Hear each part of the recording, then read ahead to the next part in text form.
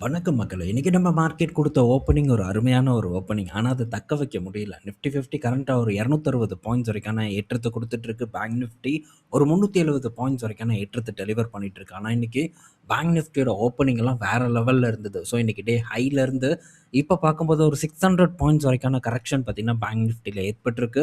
So, தொடர்ந்து பார்த்தீங்கன்னா, இறங்குமுகமா இருந்துட்டு வந்துட்டுருக்கு நம்ம மார்க்கெட். ஸோ, நல்ல ஒரு ஓப்பனிங். பட் அந்த ஓப்பனிங் கடைசி வரைக்கும் நிலைக்க முடியல. சொல்ல முடியாது. மேபி 2 மணிக்கு மேல ஏதாச்சும் ஒரு திருப்புமுனை நம்ம மார்க்கெட்ல ஏற்பட்டாலும் ஏற்படலாம். ஸோ என்ன ரீசன் இன்னைக்கும் நம்ம மார்க்கெட் நல்லா பெர்ஃபார்ம் பண்றதுக்குன்னு பார்த்தா வேற ஒண்ணும் இல்ல. நேத்தே நம்ம பேசியிருந்தோம். ஸோ இந்த அமைதி பேச்சுவார்த்தைக்கான கையெழுத்து வந்து ஆகப்போகுது அப்படின்ட்டு ஒரு டேட்டா நமக்கு கிடைச்சது. ஸோ ஜூன் 19 ஸோ வரக்கூடிய 19ஆம் தேதி பார்த்தீங்கன்னா, இந்த கையெழுத்து ஆகும் அப்படிங்கிற ஒரு தகவல் இப்போ பெரிய அளவுக்கு வந்து ஸோ மார்க்கெட்ட பார்த்தீங்கன்னா தூக்கி நிறுத்தியிருக்கு அப்படின்னே நம்ம சொல்லலாம். ஆனா இந்த கையெழுத்து ஆகும் அப்படின்னு நீங்க நம்புறீங்க. ஸோ எனக்கு அந்த நம்பிக்கை சுத்தமா கிடையாது. ஸோ இப்போதைக்கு இன்னும் 4 நாள் டைம் இருக்கு. ஸோ அந்த 4 நாள்ல என்ன வேணா நடக்கலாம் அப்படிங்கிற ஒரு நிலைமை தான் இப்ப வரைக்கும் வந்து ஓடிட்டுருக்கு. மேபி இது கூட மார்க்கெட்ட வந்து கொஞ்சம் அப்படியே ஒரு இறக்கத்த நோக்கி கொண்டு போகுதோ அப்படிங்கிற சந்தேகம் இருக்கு. ஆனா இன்னைக்கு டேல க்ரூட் ஆயில் எல்லாம் பார்த்தீங்கன்னா, ஒரு பெட்டரான ஒரு இறக்கத்த டெலிவர் பண்ணியிருக்கு. ஸோ நல்ல விஷயம் க்ரூட் ஆயில் இறங்குறது. ஸோ இந்த க்ரூட் ஆயில்னால நம்ம பெரிய அளவுக்கான துன்பத்த பெற்றுட்டு வந்துட்டுருக்கோம். ஸோ பொருட்களோட விலைவாசி உயர்வு, பெட்ரோலோட விலை உயர்வு அப்படின்ட்டு நமக்கு ஒரே டென்ஷன் தான். ஸோ இது திரும்ப இறங்கி நல்ல ஒரு அடிமட்டத்தில இருந்ததுன்னா ரொம்ப சந்தோஷமா வந்து இருக்கும். அதெல்லாம் இறங்குமாங்கிறதெல்லாம் வெயிட் பண்ணி தான் நம்ம பார்க்கணும். ஸோ இப்போ இந்த போர் பற்றியான விஷயத்துக்குள்ள நம்ம வருவோம். ஸோ போர் முடியுமான்னு கேட்டா, முடிவதற்கான வாய்ப்பில்ல. அதுக்கு ஏற்ற மாரியான ஒரு செய்தி நமக்கு கிடைச்சிருக்கு. ஸோ நெத்தன்யாஹூ என்ன சொல்லியிருக்காங்கன்னா, "நாங்க லெபனான அடிக்க தான் போறோம்" அப்படின்ட்டு திட்டவட்டமா வந்து ட்ரம்ப் கிட்ட சொல்லியிருக்காங்க. ட்ரம்ப்பு பண்ணாத அப்படின்னு சொல்லியிருக்கான் போல. ஸோ நான் பண்ணுவேன் அப்படின்ட்டு நெத்தன்யாகு சொன்னது இப்போ பெரிய ஒரு விஷயமா வந்து செய்தியா வந்து கிளம்பியிருக்கு. ஸோ ஈரான் இந்த டீல்ல பார்த்தீங்கன்னா, லெபனான் அடிக்கிறத பற்றி எந்த விதமான இதுவும் இல்ல. ஸோ அதனால லெபனான நாங்க அடிப்போம்ன்ட்டு இஸ்ரேல் தரப்புலேருந்து அப்டேட் வந்திருக்கு. ஸோ யார் மாக்கான்? ஸோ இவன் மாக்கானா? சரி இவன போட்டு அடிப்போம் அப்படிங்கிற ஒரு கணக்குக்கு தான் இவனுங்க பார்த்தீங்கன்னா நகர்ந்து போயிட்டுருக்காங்க. திருப்பி அடிக்கிறவன அடிக்கிற பழக்கமே கிடையாது. எவன் தொடர்ந்து அடி வாங்குறானோ அவனையே போட்டு அடிக்கிறது. ஸோ இதுதான் எல்லா இடத்துலயும் நடந்துட்டுருக்கு. எந்த போர்லயும் இதுதான் நடந்துட்டுருக்கு. ஸோ லெபனான் அடிச்சா ஈரான் சும்மா இருப்பானா?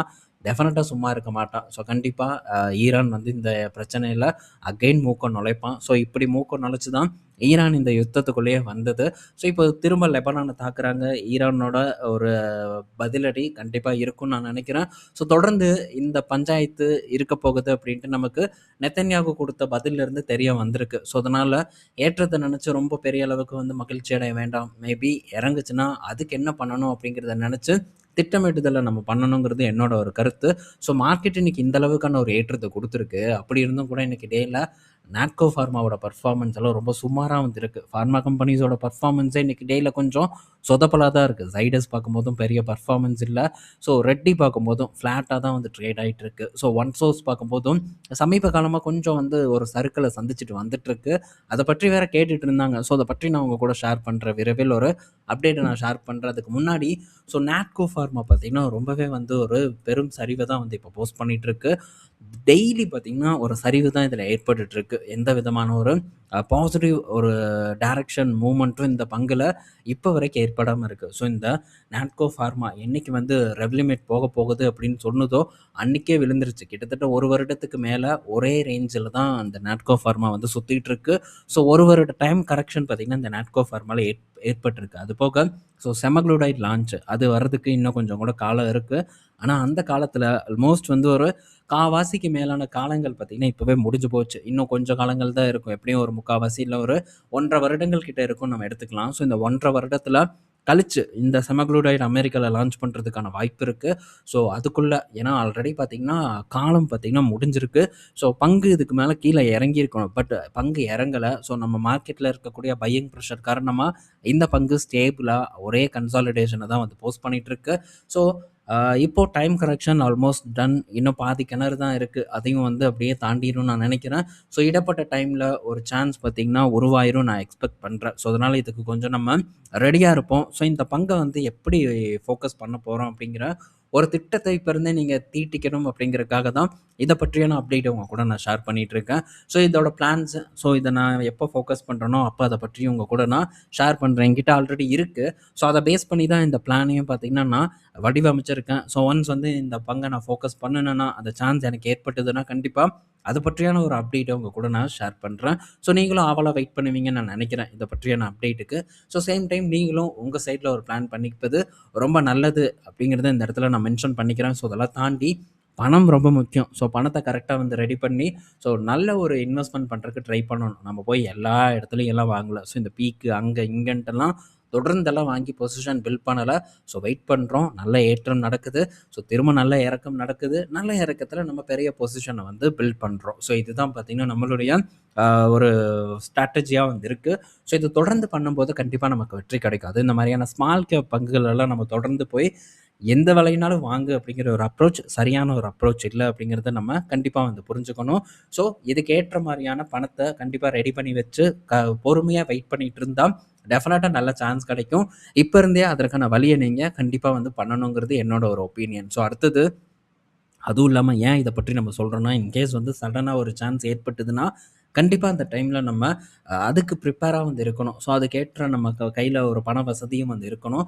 ஸோ அதனால தான் முன்கூட்டியே ஒரு அறிவிப்ப வந்து சொல்றேன். ஸோ என்னைக்கு சான்ஸ் வரும்னுலாம் தெரியாது. பட் ப்ரிப்பேரா இருந்துக்குது உங்க கையில தான் இருக்கு. ஸோ நெக்ஸ்ட் பார்த்தீங்கன்னா, HDFC பேங்க் இன்னைக்கு டேல ஒரு நல்ல ஏற்றத்த குடுத்தது. பட் அது எதுவுமே வந்து நிலைக்கல. ஸோ அகைன் பார்த்தீங்கன்னா சரிவடைஞ்சது. இப்ப கரண்ட்டா 1% கீழ தான் ட்ரேட் ஆயிட்டு இருக்கு. மற்ற பங்குகளும் சரி, ICICI நெகட்டிவ்ல போயிட்டுருக்கு. ஆக்சிஸ் பேங்க் பார்க்கும்போதும் ஃப்ளாட்டான பெர்ஃபார்மன்ஸ், கோட்டாக் பார்க்கும்போது ஃப்ளாட்டான பெர்ஃபார்மன்ஸ். இதெல்லாம் நல்ல பெர்ஃபார்மன்ஸ காலையில குடுத்தது. பட் இப்போ கொஞ்சம் சரிவடைஞ்சு ட்ரேட் ஆயிட்டு இருக்கு. ரிலையன்ஸும் பார்த்தீங்கன்னா அதே கதை தான்.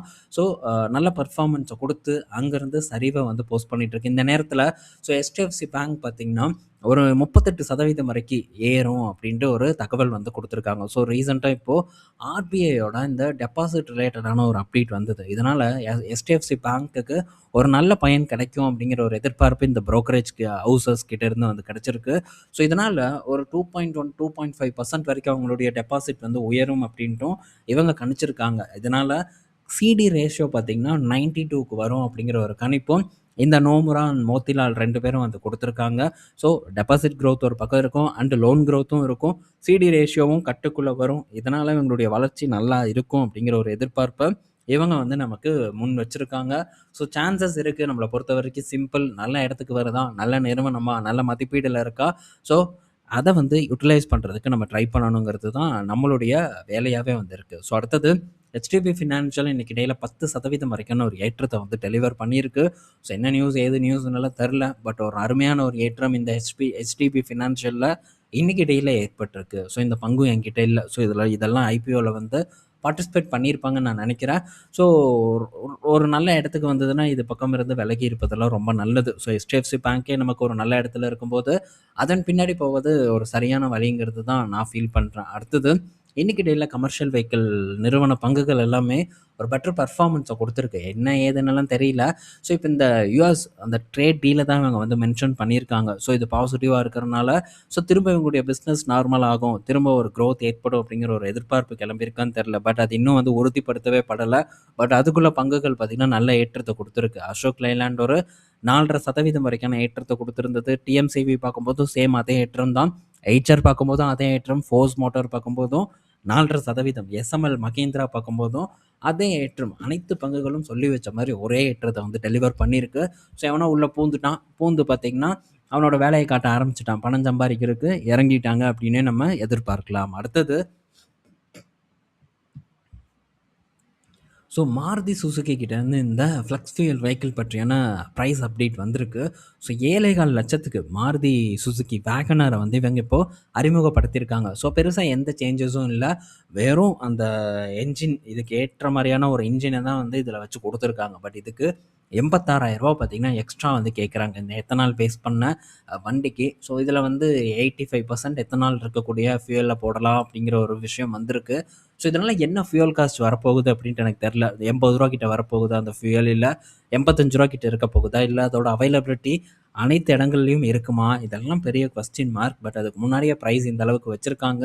ஸோ எந்த அளவுக்கு சக்சஸ் கிடைக்கும்னு தெரியல. அதே மாரி பெர்ஃபார்மன்ஸ் எப்படி இருக்கும்? பிக்கப் எல்லாம் நல்லா இருக்குமா எத்தனால்ல? இதெல்லாம் பல கொஸ்டின்ஸ் இருக்கு. ஸோ அதெல்லாம் வந்து அவங்க இன்னும் காமிக்கிறதுக்கு முன்னாடியே விலை கொஞ்சம் அதிகமா வந்து வச்சிருக்காங்க. ஸோ இன்னும் இந்த எத்தனாலோட அவைலபிலிட்டி எல்லாம் பெருசா இருக்காது. இப்போதைக்கு சைன் பண்ணியிருக்காங்க. இதெல்லாம் இன்னும் நாட்டுல பெரிய அளவுக்கு கொண்டு வருவதற்கு கண்டிப்பா பெரிய அளவுக்கு கால அளவு எடுத்துக்கும். ஸோ பார்ப்போம். கண்டிப்பா வெற்றி அடையும். ஃபியூச்சர் ஃபியூயலா இருக்கிறதுக்கான வாய்ப்பு இருக்கு. ஆனா, ஸோ இப்ப யாரும் இத வாங்க மாட்டாங்க. E85 இந்த ரேட் குடுத்து வாங்குவாங்களான்னு கேட்டா கொஞ்சம் சந்தேகம் தான். பட் பொறுத்திருந்து பார்ப்போம். நம்ம நினைக்கிறது மார்க்கெட்ல நடக்காது. ஸோ மார்க்கெட்டுங்கிறது ஜஸ்ட் ஷேர் மார்க்கெட் மட்டும் இல்ல. ஸோ இந்த ஆட்டோமொபைல் மார்க்கெட்லயும் சரி மாறலாம். ஏன்னா இன்ஃப்ளூயன்சர் பார்த்தீங்கன்னா, அதுக்கு ஏற்ற மாரி ஊத ஆரம்பிச்சுருவாங்க. ஸோ அதனால கரெக்ட்டா வந்து விற்பனை கொண்டு போறதுக்கான வாய்ப்பும் இருக்கு அப்டின்ட்டே நம்ம எடுத்துக்கலாம். ஸோ அடுத்தது ஸ்னைடர் எலக்ட்ரிக் கிட்ட இருந்து அப்டேட் வந்திருக்கு. ஸோ ஸ்னைடர் எலக்ட்ரிக் பார்த்தீங்கன்னா, Foxconn கூட வந்து ஒரு டை அப் போட்டிருக்காங்க. எதுக்கு? இந்த ஏஐ டேட்டா சென்டருக்கான விஷயங்கள வந்து பண்றதுக்காக ஒரு டை அப்ப வந்து போட்டிருக்காங்க. ஸோ இதனால ஸ்னைடர் எலக்ட்ரிக் பார்த்தீங்கன்னா, இன்னைக்கு டேல 10% வரைக்கான ஏற்றத்த குடுத்து அப்பர் சர்க்யூட்ட வந்து ஹிட் பண்ணியிருக்கு. ஸோ ஆல்ரெடி இந்த நிறுவன பங்கோட விலை பார்க்கும்போது ரொம்பவே பீக்ல தான் இருக்கு. ஸோ ரொம்பவே ஹை வேல்யூ ஸ்டாக் தான். டேட்டா சென்டரோட செய்திய காரணம் காட்டி தொடர்ந்து இந்த மாரி பல பங்குகள பார்த்தீங்கன்னா, மேல ஏத்தி கொண்டு போயிட்டு இருக்காங்க.